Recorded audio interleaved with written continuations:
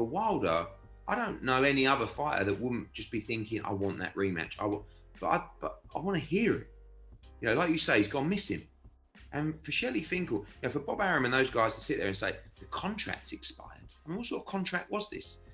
I'm not bothered about that. All I know is that Wilder's missed the boat. He ain't going to get a shot at the world title till 2022 and onwards. Former WBC champ Deontay Wilder might have lost out of a title shot until 2022 or even longer.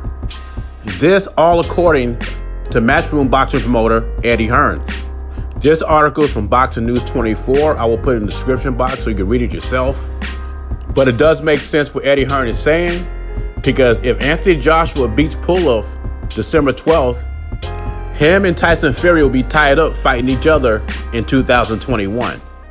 The winner of those will be undisputed champion. What comes with that is mandatories. So the odds are the winner of those fights will be tied up in mandatories in 2022, which means it's possible if Wilder's active, he want to get a title shot to 2023. What does this mean for Wilder and his team? That means he has to fight top opposition in the heavyweight division for 2 years. Tough road for Wilder. I mean, we're talking about Andy Ruiz Jr. out there, Alexander Povetkin, who's the number one contender for the WBC belt for right now, unless he's losing to Dillian White. So if Povetkin holds serve in November against Dillian White, that would be a possible opponent for Deontay Wilder.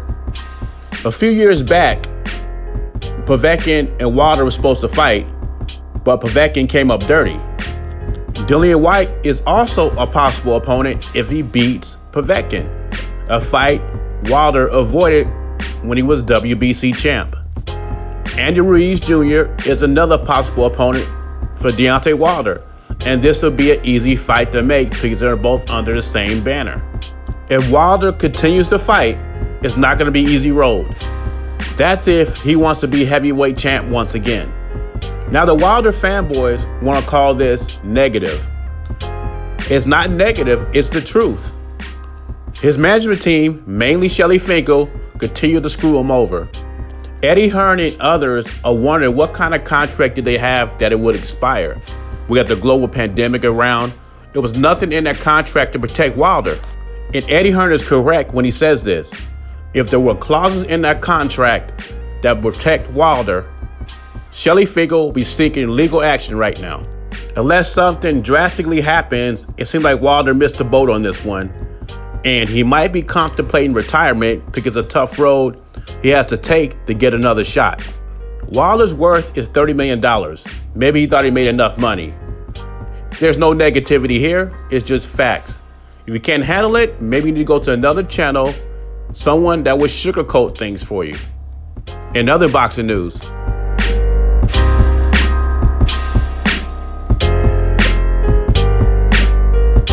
that's the key. I really want the AJ Fury fight to be for the undisputed title. I've seen comments from their side saying the belts aren't important. The belts are important, and they are important to Anthony Joshua. He hasn't accumulated all these belts. He hasn't paid all these sanction fees over the years just to throw them away. The dream has always been to be undisputed. in 2017, Eddie Hearn had a chance to sign Tyson Fury. If he would have signed Tyson Fury, he would own the heavyweight division. Hearn would have had the two top heavyweights in the division signed to his company, Matchroom Boxing. The reason Eddie Hearn didn't sign him is because the level of opposition.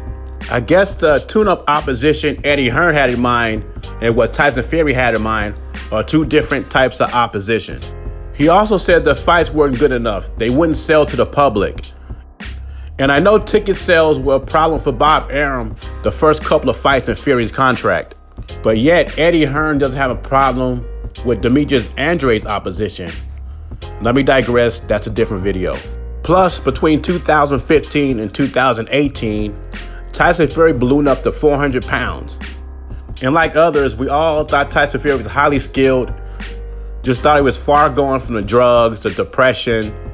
A lot of people did not think Tyson Fury would be back in boxing. I guess we got to thank Deontay Wilder for that. The guy that thought he was picking a cherry was a cherry picked, and that's what happened to Wilder. Now, Fury's back on top of his game. Most people have him number 1 in the heavyweight division. I have him number 2. I feel Joshua has faced better opposition. That is one business deal I bet Eddie Hearn wish he would have closed. Now, in 2021, Eddie Hearn can end up with nothing, as Tyson Fury could defeat his golden goose twice. Eddie Hearn's going to have a very interesting 2021. He can go from top to bottom real quick. But that's what I like about Eddie Hearn. He has confidence in Joshua. He's willing to risk it all. Leave your thoughts and comments below. Jay Beasy. Subscribe to the channel. I'm gone.